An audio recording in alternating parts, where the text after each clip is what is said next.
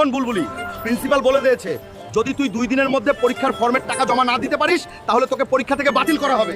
Sir আপনি তো জানেন আমার বাবা নেই। স্যার আমার খুব বড় স্বপ্ন আইপিএস হওয়ার। প্লিজ স্যার আমাকে পরীক্ষার আগে ক্লাস করতে দিন, আমি টাকা দিয়ে দিব।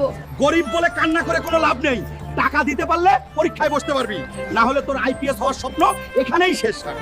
আজকে টাকা নেই বলে আমি পরীক্ষায় বসতে পারলাম না, কিন্তু মনে রাখিস একদিন এই বুলবুলি নিজের ফ্রি কলেজ খুলবে, সব গরিবদের ফ্রিতে আইপিএস পড়াবে, ওয়াদা রইলো। শোনো গ্রামবাসী, বাংলাদেশের রপ্তানি করা লেবুর 2টা কার্গো শিপ 5 সমুদ্রে ছিনতাইকারীর কবলে পড়েছে। যে এই কার্গো শিপ আনতে পারবে তাকে দেওয়া হবে 20 কোটি টাকা। মনে হয় এই গরিবের ভাগ্য বদলানোর সময় এসে গেছে। আমি আনবো এই কার্গো শিপ, এবার হবে বুলবুলির পাওয়ার শুরু। শোন ক্যাপ্টেন সিগরি, তোর ওপরওয়ালাকে ফোন লাগা, বল বাবলু ভাইয়ের 1000 কোটি টাকার দাবি মানতে হবে, না হলে লেবু ভর্তি শিপ এখানেই পড়বে। বুলবুলি থাকতে কোনো ছিনতাইকারীর এত সাহস যে বাংলাদেশের লেবু ভর্তি শিপকে ছিনতাই করেছে। জিরা বুলবুলি আসছে। কি রে তোদের কত বড় বুকের পাটা যে বুলবুলি থাকতে বাংলাদেশি শিপকে ছিনতাই করছস?